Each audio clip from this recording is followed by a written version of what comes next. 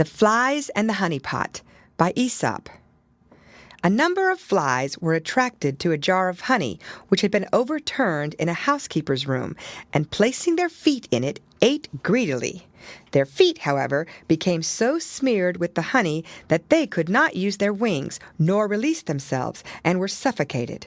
Just as they were expiring, they exclaimed, "O foolish creatures that we are! For the sake of a little pleasure, we have destroyed ourselves." Pleasure bought with pains hurts. The Four Oxen and the Lion by Aesop. A lion used to prowl about a field in which 4 oxen used to dwell. Many a time he tried to attack them, but whenever he came near, they turned their tails to one another, so that whichever way he approached them, he was met by the horns of one of them. At last, however, they fell a-quarreling among themselves, and each went off to pasture alone in a separate corner of the field. Then the lion attacked them one by one, and soon made an end of all 4. United we stand, divided we fall. The Fox and the Cat by Aesop. A fox was boasting to a cat of its clever devices for escaping its enemies. "I have a whole bag of tricks," he said, "which contains 100 ways of escaping my enemies." "I have only one," said the cat, "but I can generally manage with that." Just at that moment they heard the cry of a pack of hounds coming towards them, and the cat immediately scampered up a tree and hid herself in the boughs. "This is my plan," said the cat. "What are you going to do?" The fox thought first of one way, then of another, and while he was debating, the hounds came nearer and nearer, and at last the fox in his confusion was caught up by the hounds and soon killed by the huntsman. Miss Puss, who had been looking on, said, "Better one safe way than 100 on which you cannot reckon." The Fox and the Crow by Aesop. A fox once saw a crow fly off with a piece of cheese in its beak and settle on a branch of a tree. "That's for me, as I am a fox," said Master Reynard, and he walked up to the foot of the tree. "Good day, Mistress Crow," he cried. "How well you are looking today! How glossy your feathers! How bright your eye! I feel sure your voice must surpass that of other birds, just as your figure does. Let me hear but one song from you, that I may greet you as the Queen of Birds."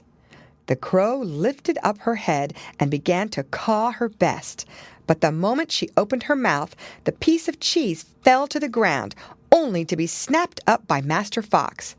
"That will do," said he. "That was all I wanted. In exchange for your cheese, I will give you a piece of advice for the future. Do not trust flatterers." The Fox and the Grapes by Aesop. One hot summer's day, a fox was strolling through an orchard till he came to a bunch of grapes just ripening on a vine which had been trained over a lofty branch. "Just the thing to quench my thirst," quoth he. Drawing back a few paces, he took a run and a jump and just missed the bunch. Turning round again with a 1, 2, 3, he jumped up, but with no greater success. Again and again he tried after the tempting morsel, but at last had to give it up, and walked away with his nose in the air, saying, "I am sure they are sour." It is easy to despise what you cannot get. The Fox and the Lion by Aesop. When first the fox saw the lion, he was terribly frightened, and ran away and hid himself in the wood. Next time, however, he came near the king of beasts, he stopped at a safe distance and watched him pass by. The third time they came near one another, the fox went straight up to the lion and passed the time of day with him, asking him how his family were, and when he should have the pleasure of seeing him again. Then, turning his tail, he parted from the lion without much ceremony. Familiarity breeds contempt. The Fox and the Mosquitoes by Aesop. A fox, after crossing a river, got its tail entangled in a bush and could not move. A number of mosquitoes, seeing its plight, settled upon it and enjoyed a good meal undisturbed by its tail.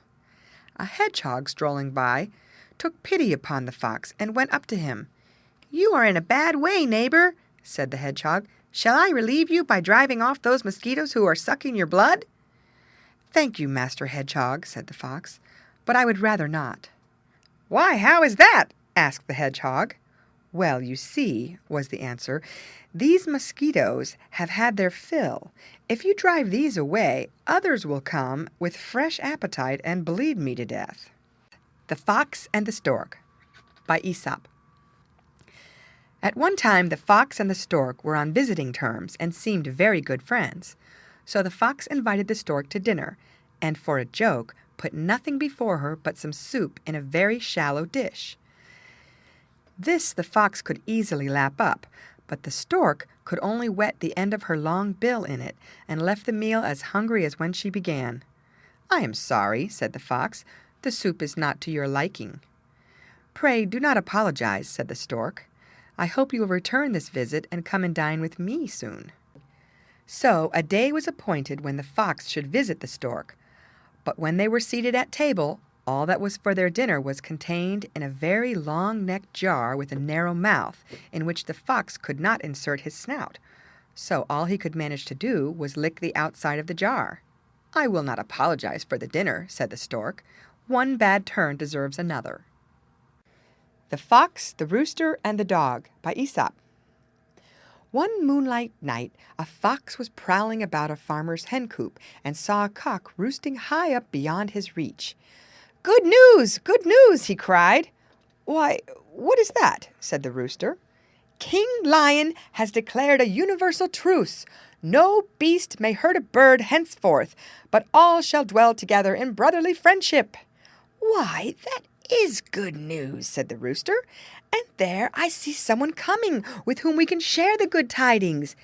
And so saying, he craned his neck forward and looked afar off. "What is it you see?" said the fox. "It is only my master's dog that is coming towards us."